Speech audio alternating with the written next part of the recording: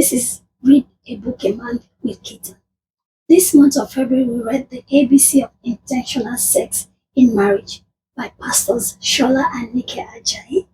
The authors talk about sex in the first chapter. They mention that sex is an integral aspect of marriage. It is a beautiful facet of married life that can bring immense joy when approached with the right mindset. Sex is a responsibility for the married.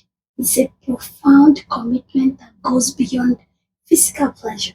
Sex was created for marriage. Marriage was not made for sex. Marriage is more than just enjoying sex. Sex is an obligation. It is the duty of the husband to the wife and vice versa. Sex starvation is an aberration to sexual intimacy in marriage. First Corinthians 7 3 to 5 says, "Do not deprive each other of sexual relations unless you both agree to refrain from sexual intimacy for a limited time so you can give yourselves more completely to prayer. Afterwards, you should come together again so that Satan won't be able to tempt you because of your lack of self control." Sex is a covenant. It is a deep rooted promise that goes beyond physical intimacy. When two people get married, they just don't exchange vows through words only. They do so through their bodies as well. It is a sacred promise that deserves our highest respect and commitment. Sex is for pleasure. It is not about making babies or ticking a box on the marital checklist. It is about pleasure for you and your partner. It is not a duty, but it is something to be enjoyed. Our body is wired for pleasure. Genesis 26:8 and Proverbs 5:15 to 19 talk about the importance of finding joy and satisfaction in intimate relationships. Sex versus lovemaking. When it comes to the matter of the heart and the bedroom, it is not about the act itself, it is about profound connection you create with your partner. It is about transforming a physical encounter into an unforgettable journey of pleasure and emotion. Sex is a basic biological act. Even animals engage in it for reproduction. But lovemaking is an art. It is a complex expression of love that transcends words. Making love is a celebration of your partner's entirety, mind, body, and soul. It is not just about the physical act, but the emotional symphony that accompanies it. Chapter 2: Sex and the Mind. First Corinthians 7 1 to 2 in Message Version. Now, getting down to the questions you asked in your letter to me. First, is it a good thing to have sexual relations? Certainly, but only within a certain context. It's good for a man to have a wife and for a woman to have a husband. Sexual drives are strong, but marriage is strong enough to contain them and provide for a balanced and fulfilling sexual life in a world of sexual disorder. This scripture makes it clear that it is God's will for us to have a great, balanced, and fulfilling sexual life. The authors mention some practical steps that can help you supercharge your mindset and become a pro at using sex as a tool not only for a successful marriage, but also for your own satisfaction and fulfillment. Number one, your personal hygiene. This can affect your intimate moment. Make sure you clean up. If you have bad breath, seek for help. A clean shave can make a difference. It might sound simple, but little things can have a big impact. Number two, self confidence and appreciation of your body. Confidence is a secret ingredient that makes everything better. It is a spice that brings out the flavor in your relationship. Number three, jack up your sex drive. Dealing with a low sex drive is definitely a thing.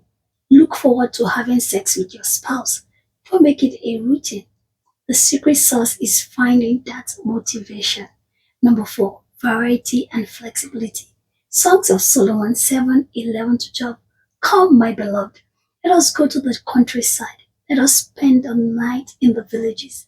Let us rise early to go to the vineyards, to see if the vines are budded, to see if the blossoms have opened, if the pomegranates are in bloom. There, I will give you my love. It is absolutely fine not to always be in the mood for romance round the clock, but it is not a great idea to let it be a regular thing. Surprise your spouse with something fresh and exciting. Number five, honest and loving communication. It is not uncommon for couples to hit a bit of boredom slump in their sex lives. You need to communicate with your spouse. Don't figure it out. Discuss it. Chapter 3, The ABC of Sex in Marriage. This is like a road map that can guide you to a whole level of intimacy. A. Appreciate and accept each other's bodies.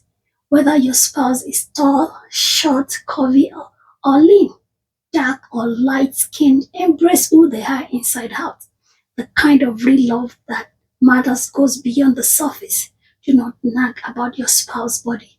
You need to bring contentment into the picture if you are serious about nurturing a thriving sex bond. B. Browse and be browsable. Let's talk about foreplay. You need to warm up before getting serious with the real thing. Don't just jump into the act. Browse through your spouse's body with patience. Create an environment where both of you feel desired and cherished. Stay focused. Don't let your mind drift away from the pleasure. C. Come to Canaan land. This is a promised land that is flowing with milk and honey. There should be no obstacle. Let there be adequate lubrication nurtured through affectionate foreplay. Apply tenderness and gentle caresses with intimate kisses that will lead you to promised land. Chapter 4, Sex intended for pleasure. Sex should be satisfying to both husband and wife. None of them has more right to the highest pleasure it gives than the other. In marriage, not outside of it, sex should be mutually and maximally enjoyed by each couple. 4 ways to sexually please your husband as a wife. Be sexually confident. Enjoy your orgasm and his. Bring God into the bedroom. Sex is not dead. Ask God how to go about it if you are having challenges in this area. Be sexually playful with your clothes on. 5 ways to be playful with your spouse while keeping clothes on. The gentle bum slap, earlobe stalks, adjusting clothing, the back cuddle and neck kiss combo. Learn new sexual skills and style. 5 ways to sexually please your wife as a husband. Take your time with foreplay, especially before diving into the main event of sex. Become the student of your wife. Remember the subtle act of withdrawal. Attention to details matter. Communicate with kind, appreciative, and sweet words that elicit your affection and attention to emotional needs. Chapter 5, Why Some Men and Women Don't Enjoy Sex. Personality type. Some individuals may not want sex in marriage due to the fact that they have been asexual for a period of time without paying attention to their low sexual libido. They don't have a high sexual drive. Childhood sexual trauma. If they have been sexually abused growing up, and previous betrayal when some have several relationship disappointment before their marriage, especially when sex was involved. Product of circumcision. It takes a sexually skilled and patient husband to lead a wife in this category to a pleasurable sex that will make them reach climax. Pregnancy or menopause. As you age, you might start losing steam. The act of sex might not be appealing to you when you are pregnant since you have physiological changes.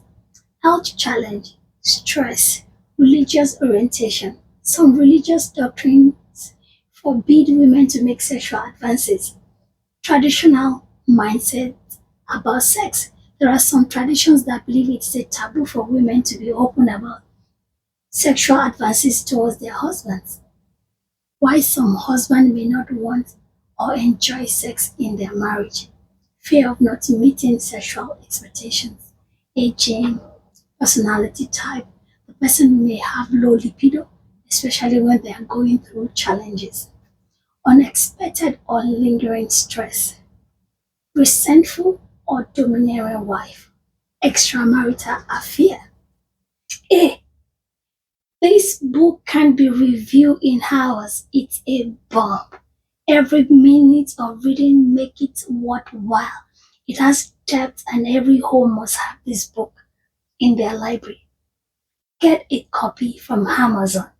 We bless God for Pastors Sola Nike Ajayi, more grace, sir, and ma. God bless you.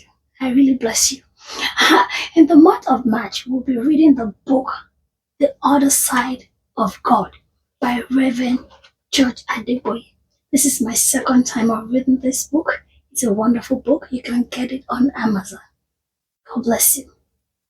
If you have enjoyed Read a Book a Month with Kiitan, kindly subscribe, like, press the notification button, and share.